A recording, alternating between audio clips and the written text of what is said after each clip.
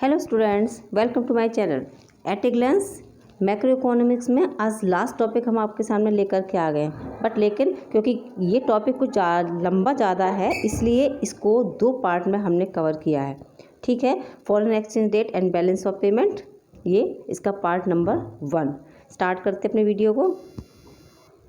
पहले 1 मार्क्स के क्वेश्चन जितने भी कवर हो सकते थे हमने सारे यहाँ पर लेने की कोशिश कर ली है। Okay, now question number 1, give the meaning of manage floating exchange rate. Exchange rate floating system पढ़ा है, ठीक है। कौन सा सिस्टम होता है जिसको हम यहाँ पर मैनेज कर सकते हैं, माने चेंजेस कर सकते हैं उसमें, ठीक है। अकॉर्डिंग टू सर्कमस्टेंसेस अगर हम उसमें चेंज कर सकते हैं तो उसे हम कहते हैं manage floating. Foreign exchange rate क्या होता है? तो foreign exchange rate currency change की जाती है ना दूसरी करेंसी से, वो किस रेशियो में और किस रेट में चेंज की जा रही है उसे कहते हैं, ठीक है। जैसे हमने यहाँ से बता देते हैं हम आपको पहले, the system of adjusting the exchange rate as per the rules and regulations of foreign exchange market, उसको हम क्या कहते हैं? मैनेज फ्लोटिंग कहते हैं। फॉरेन एक्सचेंज रेट क्या होता है? Foreign exchange rate refers to the rate at which one currency can be exchange for the other currency in foreign exchange market, ठीक है ना। जिसमें एक करेंसी को दूसरे कंट्री की करेंसी से हम चेंज कर सकते हैं, एक्सचेंज कर सकते हैं, उस रेट को कहते हैं foreign exchange rate. What is floating exchange rate या फिर defined flexible exchange rate system. Floating क्या होता है? The rate of exchange which is determined by the market force of demand and supply of foreign currencies, ठीक है। वो rate of exchange जो determined होता है किससे? मार्केट में डिमांड और सप्लाई के फोर्सेस के अकॉर्डिंग, कि फॉरेन करेंसी की मार्केट में डिमांड और सप्लाई किस हिसाब से चल रही है, तो उसे हम क्या कहते हैं? फ्लोटिंग एक्सचेंज रेट कहते हैं। फिक्स एक्सचेंज रेट क्या होता है? तो फिक्स एक्सचेंज रेट सिस्टम क्या है? Under which the central authority और government maintain their exchange rate fix either against gold और सम अदर फॉरेन करेंसी। यहाँ पर गवर्नमेंट यानी कि जो हमारी सेंट्रल अथॉरिटी होती है वो एक्सचेंज रेट को फिक्स कर देती है गोल्ड के हिसाब से या फिर किसी और फॉरेन करेंसी के अकॉर्डिंग, ठीक है। तो उसे हम क्या कहते हैं? उसे हम कहते हैं fix exchange rate, right. What is foreign exchange? Foreign exchange क्या होता है? तो फॉरेन एक्सचेंज ये उसको फॉरेक्स भी हम कहते हैं, राइट। इसको क्या कहते हैं? फॉरेक्स भी कहते हैं। तो foreign exchange refers to the reserve of foreign currency with the country. एक कंट्री के पास फॉरेन करेंसी जैसे खजाना होता है ना, ऐसे रखी रहती है, अपने पास हमेशा रखते हैं, तो उसे हम क्या कहते हैं? फॉरेक्स कहते हैं, यानी कि फॉरेन एक्सचेंज कहते हैं, है ना। जैसे currency of US and UK are the foreign exchange for India. जैसे यूएस की और यूके की जो करेंसी है वो इंडिया में क्या है? वो फॉरेन एक्सचेंज कहलाती है, ठीक है।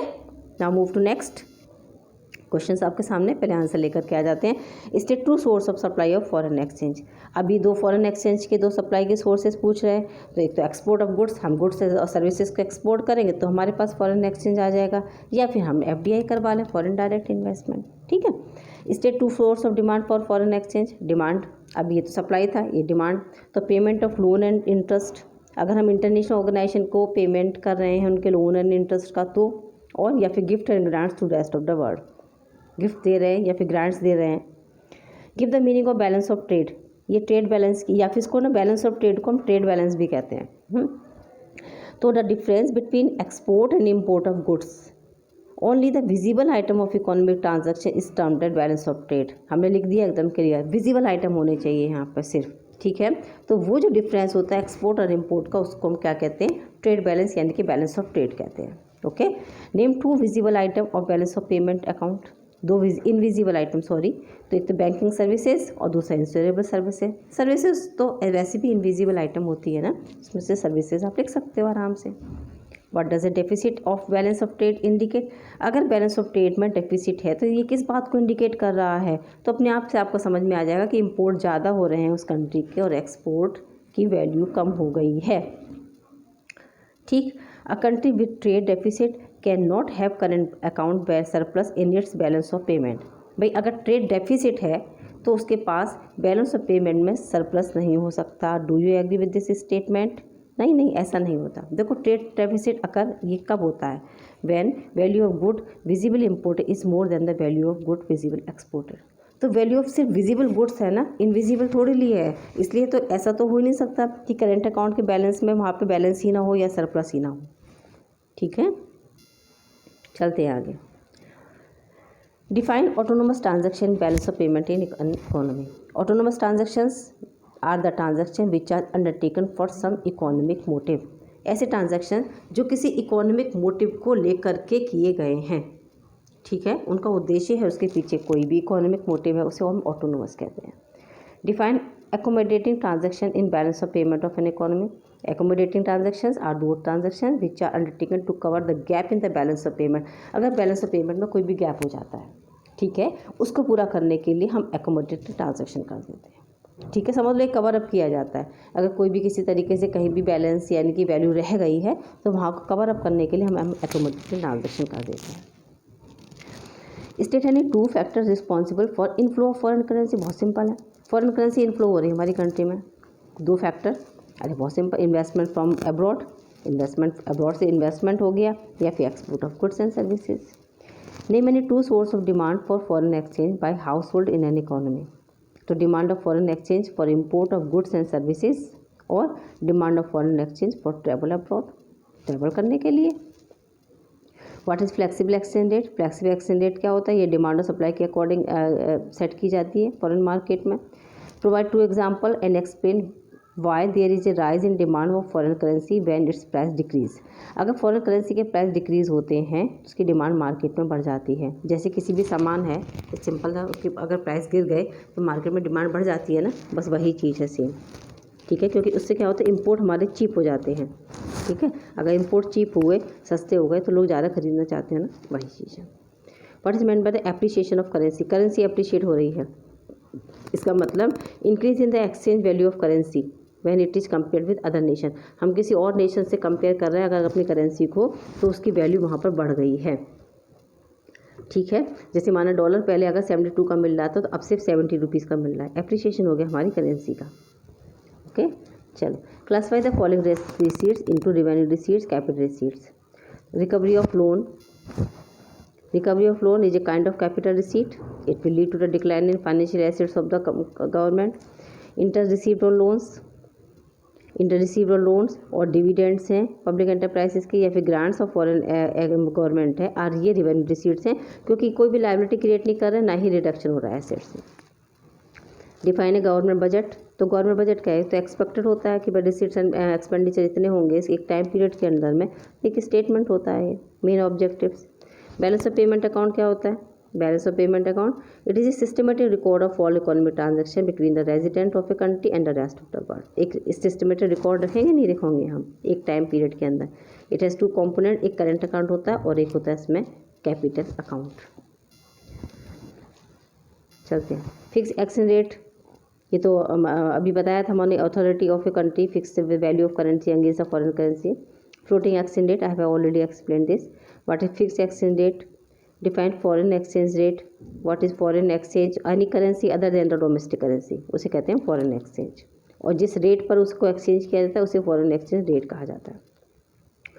What is balance of payment account? Balance, it is a systematic record of all economic transactions between the residents of a country and the rest of the world. State two source of supply of foreign exchange, to export and foreign tourism. Tourism से बहुत अच्छा हमारा business होता है ना, यहाँ से भी बाहर जाने वाला और बाहर से इधर आने वाला. State two source of demand of foreign exchange, import of goods and services and get education in abroad. बच्चे आप तो पढ़ने के लिए भी बहुत जाने लगे तो उसके लिए हो जाता है. ठीक है,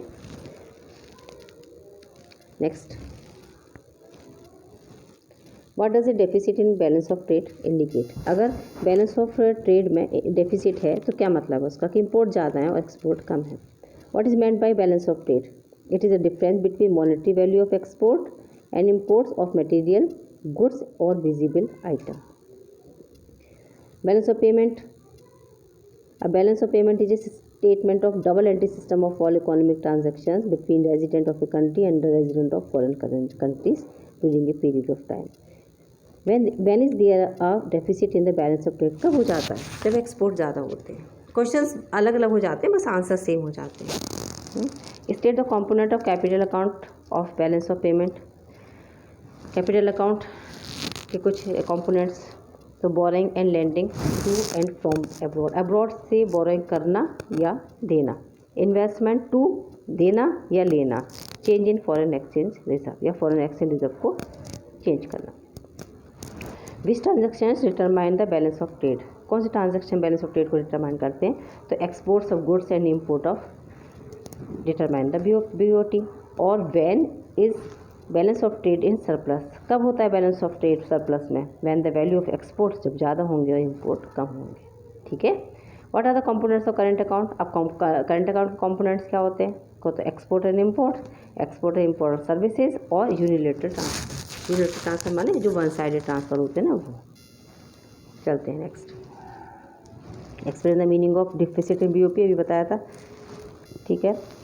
balance of trade shows a deficit of 300 crore and the value of export is 500 crore. तो what is the value of import? Add कर दो, 800 करोड़ हो गया। List 2 item include in the balance of trade account. तो विजिबल आइटम जैसे watch है, petrol है, electronic item. List 2 item of capital account of balance of payment. Direct foreign exchange, एक तो FD हो जाता है और एक लोन हो जाते हैं। Give meaning of manage floating exchange rate. तो exchange rate influence by intervention of central bank in the foreign exchange market. Manage floating है ना, ऐसी एक्सचेंज रेट जब इन्फ्लुएंस होगा किसका? सेंट्रल बैंक उसमें पूरी तरीके से इन्फ्लुएंस करती है, तो उसे मैनेज्ड कहते हैं। वो मैनेज मतलब वो अपने तरीके से कर लेगी जब उसको जैसी नीड होगी। चलो, distinguish between the devaluation and depreciation of domestic currency. Devaluation and depreciation, चलो इसमें पूरा समझा दें इसको। व्हेन गवर्नमेंट और authorities reduce the price of domestic currency in term of all foreign currency is called devaluation. Reduce कर रही है प्राइस को डोमेस्टिक करेंसी के फॉरेन करेंसी के कंपैरिजन में, डिवैल्यूड कर दिया। ठीक है।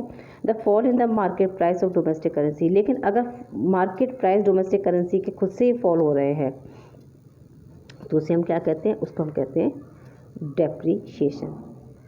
ठीक है। When price of a foreign currency rises its supply also rises. Explain by, if exchange rate increase, exchange rate अगर बढ़ रहा है तो this will make domestic currencies goods cheaper to foreigners. ठीक है ना, फॉरेन एक्सचेंज बढ़ रहा है, इसका मतलब कि डोमेस्टिक करेंसी की जो गुड्स हैं वो फॉरेनर्स के लिए कैसी हो जाती है? चीप हो जाती है, सस्ती हो जाती है। The demand of our exports will rise, तो हमारी एक्सपोर्ट की डिमांड बढ़ेगी क्योंकि चीज़ें सस्ती हो रही हैं। तो क्या होगा? मोर सप्लाई हो जाएगी फॉरेन एक्सचेंज की, ज़्यादा आएगा, ज़्यादा हमारा सामान बिक रहा होगा मार्केट में अगर वो सस्ता होगा तो। ऐसे समझ लो। What is meant by visible item? Invisible item वो जो क्या होते हैं? Invisible item all those item और services which are exported imported. Invisible item में क्या आ जाता है? सर्विसेज आ जाती है हमारी सारी। आगे चलते हैं नेक्स्ट। चलो answer. What is meant by the unilateral transfer? One sided transfer from one country to another.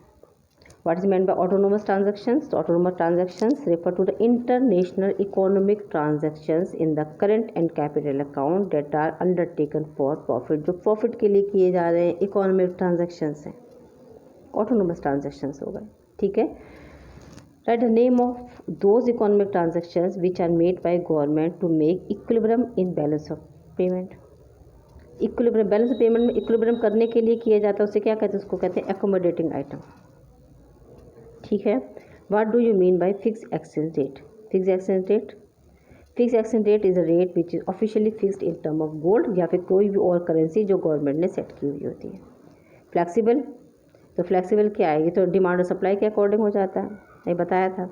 State two merits of fixed flexible exchange rate, दो इसके कोई भी मेरिट्स, तो no need to hold foreign exchange reserve. Foreign exchange reserve को रखने की जरूरत नहीं पड़ती क्योंकि फ्लैक्सीबल है, हम इसमें according to circumstances we can change in, right. So there is no need to hold foreign exchange reserve, है ना। और ऑप्टिमम रिसोर्स ऑफ एलोकेशन, हमारे पास ऑप्टिमम होता है रिसोर्स एलोकेशन, अच्छा पर्याप्त मात्रा में होता है। State two demerits of flexible exchange rate, अब इसके डीमेरिट्स बताओ। तो fluctuation in foreign exchange rate बहुत ज़्यादा फ्लक्चुएट होता है और एनकरेज स्पेकुलेशन, सट्टे को, ये स्पेकुलेशन को ये एनकरेजमेंट देता है। State two merits of fix exchange rate, तो stability in exchange rate fix है ना, और no scope for speculation, speculation के लिए यहाँ पर कोई भी जगह नहीं होती। इसके डीमेरिट्स भी है, तो need to hold foreign exchange reserve, इसमें ज़रूरत होती है फॉरेक्स रखने की, और no automatic adjustment in balance of payment. What is the slope of demand curve of foreign exchange? Negative slope होता है हमेशा। What is the slope of supply curve? ये पॉजिटिव होगा हमेशा। What will be the effect on export if foreign exchange rate increase? अगर increase हो रहा है तो एक्सपोर्ट बढ़ जाएंगे। और what will be the effect on import if foreign exchange rate increase? Import will increase, तब क्या बढ़ेगा? इम्पोर्ट बढ़ेगा, डिक्रीज हो जाएगा, ठीक है, क्योंकि रेट बढ़ रहा है तो चीज़ें महंगी हो रही होंगी। Define devaluation of domestic currency. Devaluation means to reduce parity rate of its currency with respect of gold of any other currency. हमारी करेंसी की वैल्यू गोल्ड के कंपैरिजन में डाउन होना या किसी और करेंसी के कंपैरिजन में डाउन होना, उसको कहते हैं डिवैल्यूएशन होना. डेप्रिसिएशन क्या होता है? तो when the value of domestic currency reduce with respect to other currency by the demand and supply force of foreign exchange. ठीक है, यहाँ पर डिमांड एंड सप्लाई भी आ जाएगा साथ में, तब डेप्रिसिएशन होगा. बिल्कुल जस्ट इसके अपोजिट एप्रिसिएशन हो जाता है. In which circumstances the devaluation of currency will be favor of economy? तो appreciation of currency refer when the value of foreign currency reduced with respect of foreign currency. It triggered a free exchange market by the force of demand and supply. In which circumstances the appreciation of currency will be non-favorable for the currency when we adopt the policy of import substitution. अगर import substitution है तो. Under which circumstances the purchasing power of foreign currency increase in comparison to domestic currency?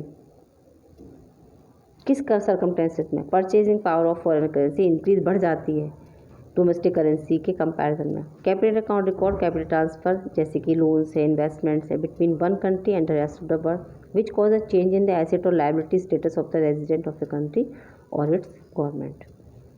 With the help of which item BOP get balanced. BOP को हमें balance करना है, क्या करेंगे हम? तो लोन ले लो इंटरनेशनल लोन की हेल्प से. Does BOP always remain balance? हाँ, हम इसको इक्विलिब्रियम कर सकते हैं in the sense of accounting. आगे चलते हैं. A source of supply of foreign exchange.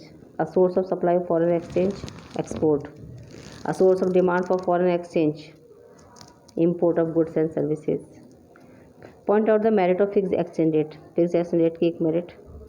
D ensure stability for the fix exchange rate. Point out the demerit of for fix exchange rate. D contradicts the objective of free market. Now next, the demand curve of foreign exchange कैसा होता है? Downward sloping होता है हमेशा. ठीक है. Point out demand of a foreign exchange rate.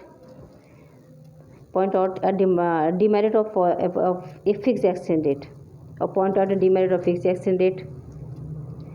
और if CDA यानी कि capital development authority Islamabad gets a loan from World Bank for roads, it will be recorded in the balance of payment in section.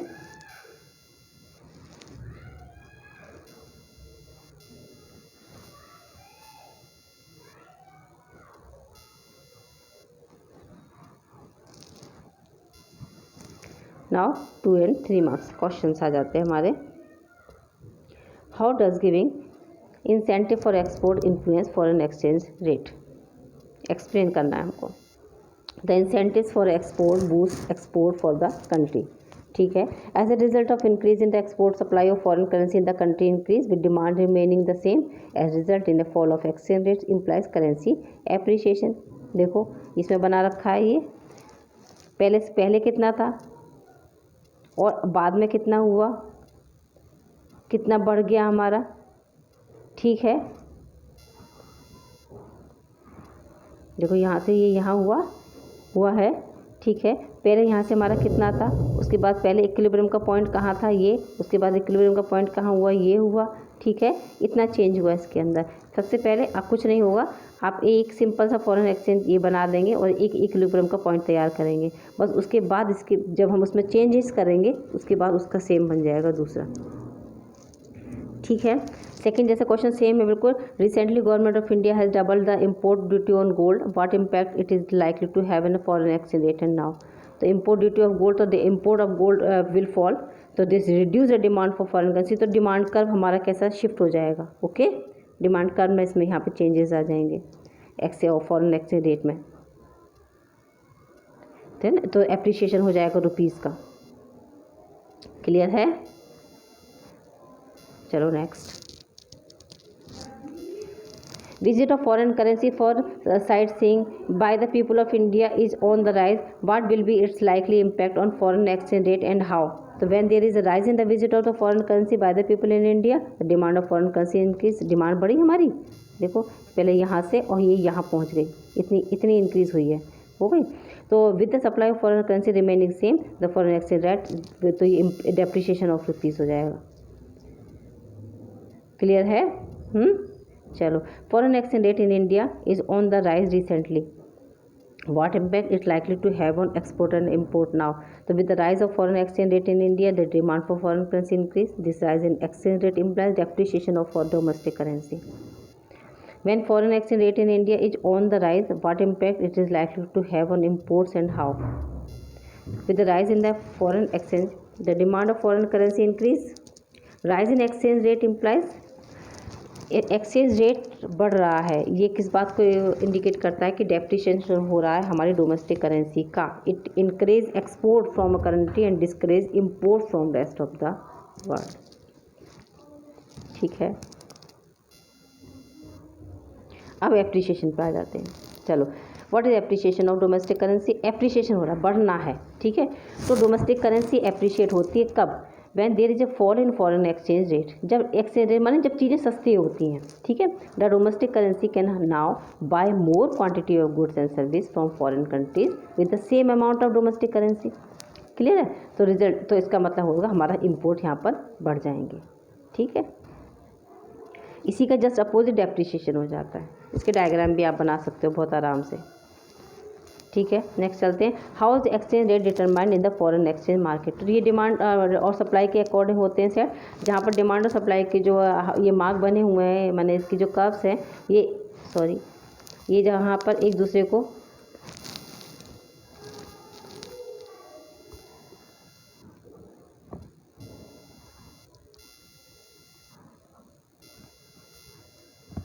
यहाँ पर जब ये एक दूसरे को यहाँ पर ये कट करते हैं पॉइंट, ये वाला जो पॉइंट होता है,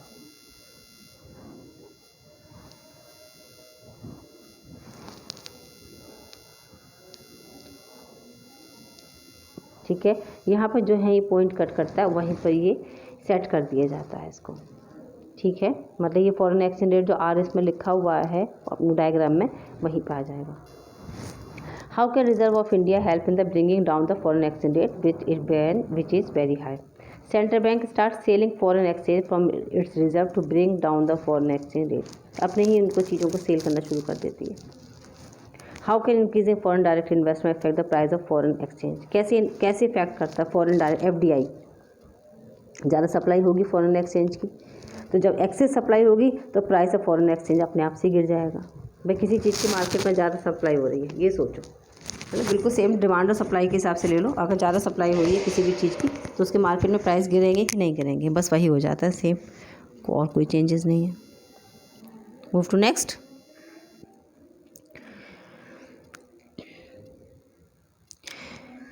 when price of a foreign currency rises its demand fall.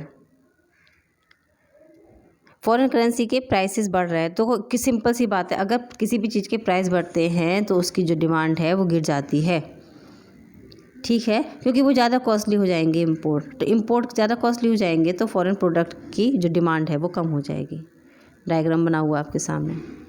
और इसका opposite, when the rate of the foreign currency rise it's supply list rises. तो हाउ? जब फॉरेन करेंसी की अगर क्या हो रही है, रेट बढ़ रहे हैं फॉरेन करेंसी के. पहले रेट कितने थे? R1 थे, R1 से कितने हो गए? R2 हो गए. बढ़ गई ना सप्लाई. क्लियर हो रहा है डायग्राम? हमने उसी के अकॉर्डिंग बना रखा है सारा. ठीक है, इन ऐसे ही डायग्राम बना के आएंगे, मार्क्स आपको बिल्कुल फुल मिलेंगे, इसीलिए बनाए गए हैं सारे डायग्राम. ठीक है, now next. When price of foreign currency rises. अब फॉरेन करेंसी के प्राइस बढ़ जाएंगे तो क्या होगा? फॉरेन करेंसी के प्राइस अगर बढ़ जाते हैं, rise in the exchange rate of foreign currency refers to the appreciation of foreign currency in relation to the domestic market. ठीक है, जो R1 से कितना हो गया, ये R2 हो गया. तो when there is a rise in the foreign exchange rate it lead to the depreciation of domestic currency. हमारी करेंसी के क्या होगा, वो डेप्रिशिएट हो जाएगा. माने अगर पहले 70 में मिल रहा था, अब 72 में मिल रहा है, तो हमारी करेंसी को डेप्रिशिएट हो रहा है ना. नेक्स्ट चलते हैं. When the price of domestic currency fall, तो ये अपोजिट हो जाएगा, एप्रिशिएट हो जाएगा बिल्कुल. ठीक है, बन गया कर्व, देखो अपोजिट बन रहा है. Okay, now move to next. When price of foreign currency falls, foreign currency के प्राइसेस फॉल हो रहे हैं, the supply of foreign currency also falls, क्योंकि कम हो रहे हैं. Supply of foreign currency is directly proportional to the price of the foreign exchange. When the price of a foreign currency falls, तो it leads to the cheaper import and costlier export. तो हमारी domestic currency कैसी हो जाएगी, यहाँ पर appreciate होगी. ठीक है, चलते हैं नेक्स्ट क्वेश्चन पे. Give the meaning of foreign exchange rate. तो फॉरेन एक्सचेंज रेट का एक मीनिंग दे देना छोटा सा. How to determine under flexible exchange rate system. कोई नहीं, आप दो डायग्राम बनाएंगे डिमांड और सप्लाई कर्व का, जहाँ पर ये दोनों एक दूसरे को इंटरसेक्ट करेंगे. वो जो पॉइंट होता है उसी को सेट किया जाता है. ठीक है, अच्छा, ये बाकी जो हमने वह सब लिखा हुआ है वो ही हम इसमें आपको लिखना हो, याद करना होगा. Flexible rate of exchange is also called the free rate of exchange as it is freely determined by the market force of supply and demand of foreign exchange. भाई जितना मार्केट में सप्लाई और डिमांड होगी उसके according इसको fix किया जाता है. If the demand of foreign exchange rise, बढ़ती है अगर डिमांड इसकी, तो its value will also rise. If demand of foreign exchange falls, तो उसकी वैल्यू भी फॉल हो जाएगी. ठीक है, नेक्स्ट चलते हैं. 17. Give two example explain the relation between the rise in price of a foreign currency and its demand. इससे दो एग्जाम्पल छोटे छोटे दे दिए. डिवैल्यूएशन और डेप्रिसिएशन में डिफरेंस भी हमने बहुत अच्छे से दे दिया है नेक्स्ट वाले आपके क्वेश्चन में. वैसे भी हर क्वेश्चन में उसको एक्सप्लेन तो हो ही रहा है वो. ठीक है, चलते हैं. Give two example explain where there is a rise in demand for a foreign currency and when its price falls. Foreign currency की डिमांड बढ़ रही है तो उसके प्राइस कैसे हो जाते हैं, गिर जाते हैं. अगर प्राइस फॉल हो रहा है तो ऑब्वियस बात है कि वो सस्ता मिल रहा है तो उसकी डिमांड भी बढ़ जाएगी. ठीक है, और इसके अपोजिट होती है फिर conditions. Next, fixed and flexible foreign exchange rate में differences I have already explain. Okay, give meaning of fixed flexible manage floating exchange rate. ये मीनिंग भी हमने बता दिया, फिर भी हमने इसमें लिख दिया है, उसमें से लर्न कर लेना. What is meant bye appreciation depreciation domestic currency, समझा दिया है, इसमें डायग्राम भी बना देना अच्छे से. Explain the meaning of 2 merits of fixed foreign exchange. सबके मेरिट्स और डीमेरिट्स अभी बताए थे हमने. और 2 sources each of demand and supply of foreign exchange. देखो फिर भी हमने लिख दिए है सबके, कि कोई प्रॉब्लम नहीं हो कैसे भी. Distinguish between autonomous and accommodated transactions of balance of payment account. Autonomous transaction, इसको एबव द लाइन आइटम भी कहते हैं. Which are related to transaction which are determined by the consideration of profit economic motive, है ना. इसलिए hence was no concern with the state of BOP. Autonomous transactions कौन से होते हैं, present in both current and capital account, while accommodating transaction are present only in capital account of BOP. इसे BOP के account में होता है, बाकी वो सब जगह होता है. ठीक है, चलो आगे चलते हैं. बैलेंस ऑफ ट्रेड और बैलेंस ऑफ करंट अकाउंट में हमने डिफरेंसेस लिख दिए हैं. क्या होता है बैलेंस ऑफ ट्रेड, तो balance of trade include only visible item. It is difference between the export and import. और करेंट अकाउंट में सारे ही आते हैं, विजिबल हो इनविजिबल हो सब आ जाएंगे. तो balance of trade does not record any transaction of invisible item, लेकिन इसमें तो इनविजिबल विजिबल दोनों आएंगे. यूनिलैटरल ट्रांजैक्शन भी आते हैं. Balance of trade is narrow concept है that and it is only part of the balance of payment. सिर्फ बैलेंस ऑफ पेमेंट का एक छोटा सा पार्ट है बैलेंस ऑफ ट्रेड, है ना. और बैलेंस ऑफ करेंट अकाउंट इसमें इंक्लूड होता है balance of trade, hence it ये ब्रॉडर कॉन्सेप्ट है. अभी कंपोनेंट बता दिया हमने आपको कैपिटल अकाउंट के. स्टेट ऑफ कंपोनेंट और capital account and balance of payment. Component के इन्वेस्टमेंट्स होते हैं, बोरोइंग एंड लैंडिंग्स होती हैं और फॉरेन एक्सचेंज होता है.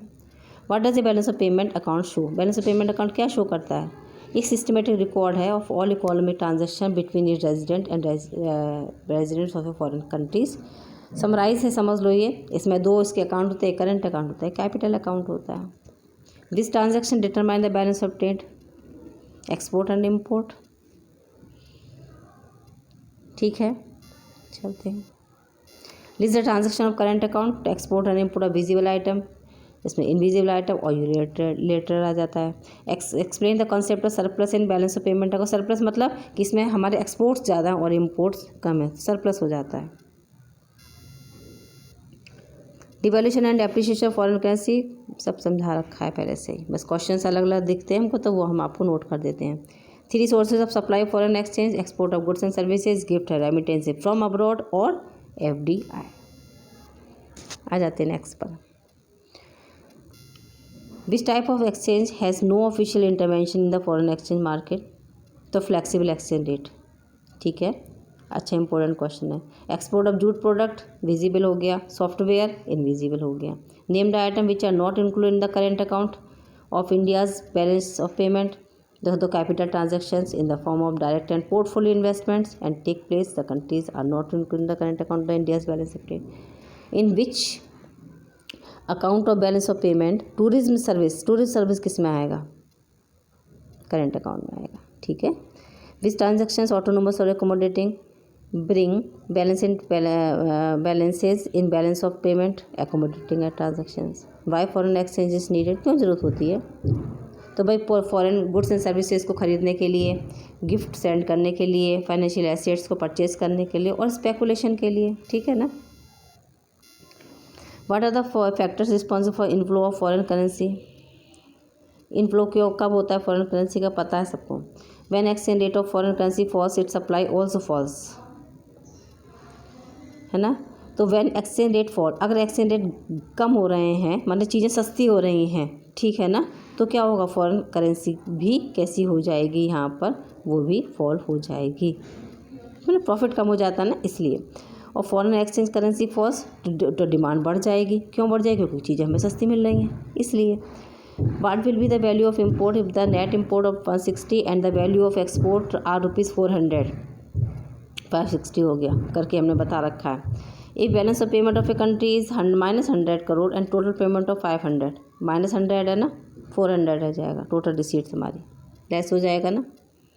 और आज की इस वीडियो का आपका last question, balance of payment always balance, ये बहुत इंपॉर्टेंट क्वेश्चन है। बैलेंस ऑफ पेमेंट हमेशा बैलेंस होता है, क्यों होता है? क्योंकि अगर इसमें कुछ कमी होती है तो हम उसमें फॉरेक्स में से इसको कवर अप कर लेते हैं, यही हमने इसमें लिख दिया है। Balance of payment is always balance. A negative balance on current account is equated with the positive balance in the capital account. अगर करेंट अकाउंट में नेगेटिव है तो उसको पूरा किया जाता है कैपिटल अकाउंट के पॉजिटिव बैलेंस से। द मॉनेटरी अथॉरिटीज़, यानी कि जैसे हमारा सेंट्रल बैंक है, may finance a deficit by depleting their reserves of foreign currency, forex जो उनके पास फॉरेन एक्सचेंज रिजर्व जो रखा रहता है, और by borrowing from the IMF, या फिर IMF से बोरो कर लेते हैं। दो कंडीशन होती है इनके पास, या तो फॉरेक्स में से पैसे निकालो अगर कम पड़ रहा है तो, या फिर IMF से लोन ले लो और उसको पूरा कर दिया जाता है। इसीलिए जो BOP अकाउंट्स होते हैं वो हमेशा बैलेंस में ही बने रहते हैं, ठीक है। आई थिंक आपको इतना मेरा चैप्टर क्लियर हो गया होगा। अगर आपने चैप्टर भी नहीं पढ़ा होगा तो भी आपको इन क्वेश्चन से क्लियर हो जाएगा। अभी इसके 4 मार्क्स और 6 मार्क्स के क्वेश्चन यहाँ पर अभी भी हमारे रह गए हैं, जो हम आपको नेक्स्ट वीडियो में अपलोड कर दें। ओके चिल्ड्रन, तो इस वीडियो को देखने के लिए आपको थैंक यू सो मच।